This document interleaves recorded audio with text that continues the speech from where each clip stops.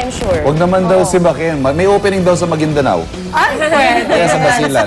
Transfer. Anyway, kailangan natin doon na matatapang. Yes. Oo nga. Baka kahit nga doon hindi siya karapat-dapat dahil ang dami niyang violation, diba? Manggulo Pero lang. lisensya pa lang, di ba? Wala ka lisensya, Ano lang, nagmamaneho ka. na-discover lahat. At sana maging sample din to doon sa iba na baka ganun din yung ginagawa na pag-abuso pa minsan sa kanilang power.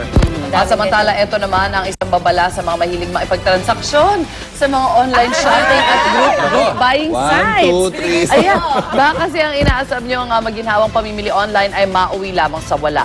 Tulad na lamang na mahigit 100 nagre-reklamo sa online site na cleverbuy.com.ph. Never heard namin, ha?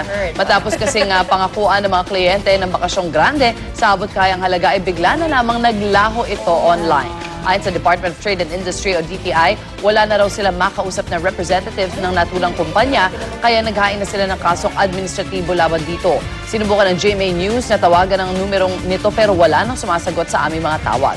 Ayon sa DTI, may 74 na raw na online shopping site sa Pilipinas na rehistrado sa kagawaran. Kaya naman payo ng mga otoridad sa publiko maging mapanuri sa paikipagtransaksyon sa internet. Kung may tanong o reklamo sa mga online shopping sites, maaaring tumawag sa DTI hotline 751-3330. Yung mga numerong yan dapat lagi po nasa cellphone ninyo o address book nyo. 751-3330. Pero ang tanong doon, paano actionan ba? Yung mga ibang ganyan na hitulan? Paano mahanap? Yun ang problema.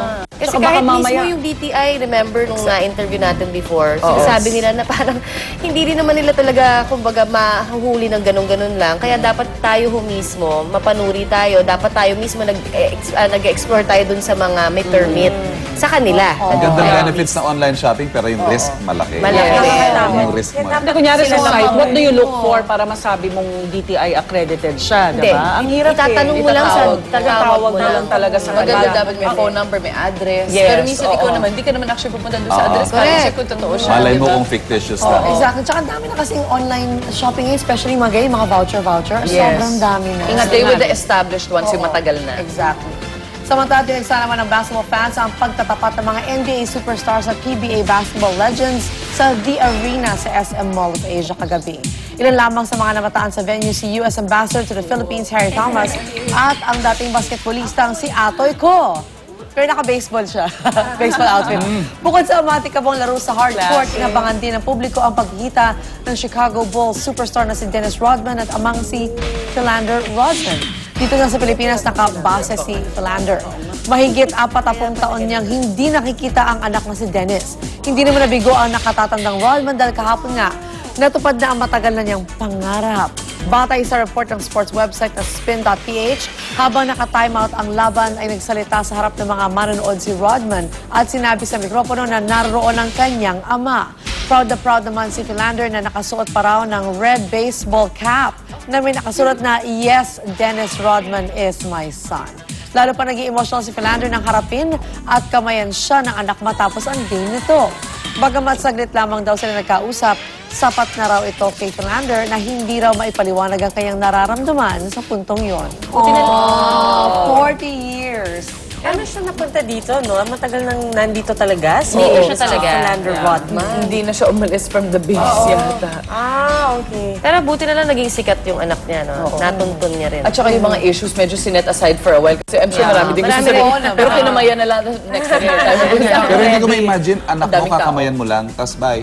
Na siguro yung Parang anak likod. din. Hindi sila Hindi na-establish lumaki na talaga. relationship. Sorry ladies, masunurin ako. Proceed. Pasadahan po tama. natin ang mga maaksyong balita sa ubang ito sa ating Ronda Reports.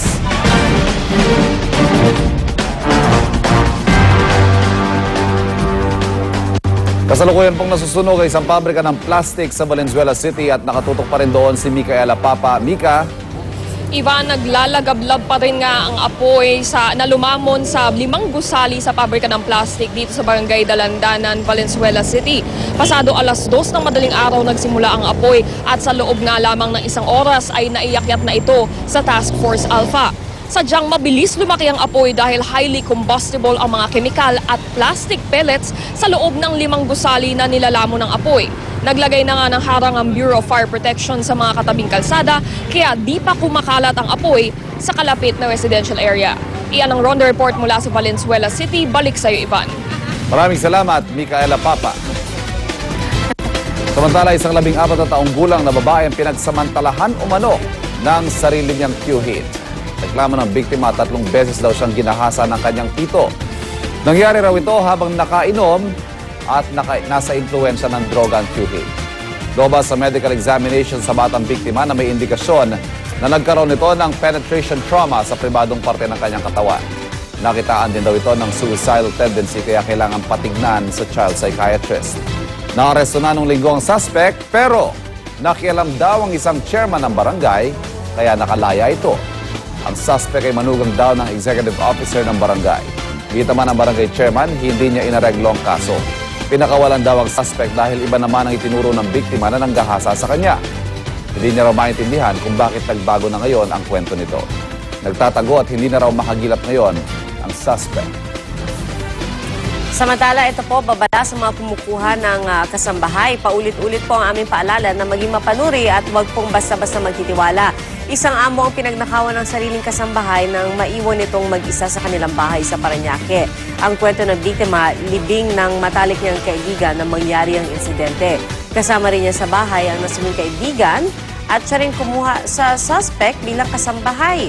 10,000 pisong cash, laptop, mga alahas at relo ang natangay ng kasambahay at nailabas daw ng suspect ang mga ito matapos ilagay sa plastic at sabihin sa mga gwardya na merienda raw ito para sa lamay ng kanyang amo. Ang masaklap pa, sa labis na tiwala nila sa kasambahay na nagpakita umano ng kabaitan ay di nila ito kinuhanan ng requirements at clearance.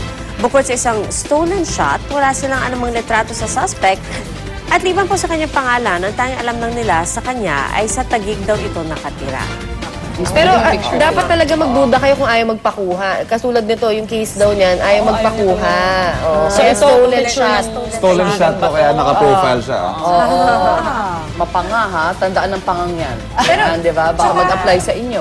Paalala lang, huwag kayo kasi basta-basta rin mag-iiwan sa labas, di ba? Kahit sabihin nyo na nagtitiwala, kaya harap pa rin kayo ng lugar na hindi nila alam, di ba? Right. Yung mga valuables, kailangan naka-lock yan.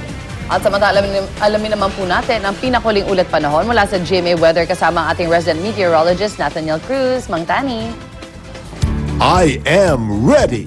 Serbisyong totoo ng GMA News. Salamat, Susie. Good morning po muli sa ating mga kapuso.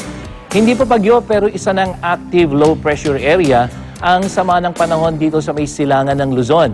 At yan po ay maaaring bagyo sa loob ng ngayong araw na ito. At kapag nangyari po yan, papangalanan itong Ferdy. At ayon sa Pag-asa, tinatayang nasa layong 640 kilometers east of Kasiguran, Aurora, ang LPA nito at ito ay kumikilos pahilagang kanluran at mataas po ang posibilidad na ito ay tatama dito sa may northeastern Luzon. Gayunman, dama pa rin ang epekto nito sa maraming bahagi ng bansa at makikita po natin yung lawak ng sirkulasyon nitong active LPA dito po sa ating satellite image mula sa Weather Central. Dito naman po sa ating rainfall forecast, makikita natin yung inaasahang epekto nitong LPA lalong-lalo na dito sa may Luzon, hanggang dito po yan sa may Bicol region at dyan sa Eastern Visayas.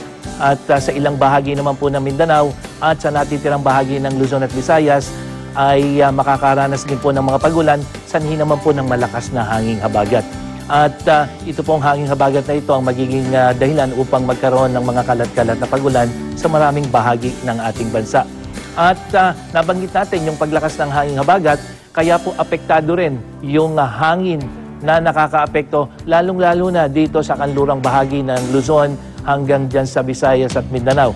Ito po yung inaasahang sirkulasyon nitong LPA habang kumikilos papalapit dito sa ating bansa, lalong-lalo na dito sa Luzon.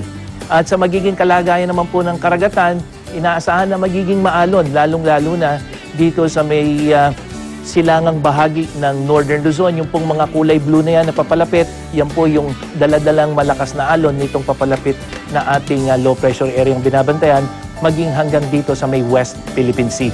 Kaya po dun sa mga kapuso nating maglalayag, lalo na sa mga mangingisda, mag-ingat po at kung maaari sana ay iwasan mo ng pumalaot. Tumungo naman tayo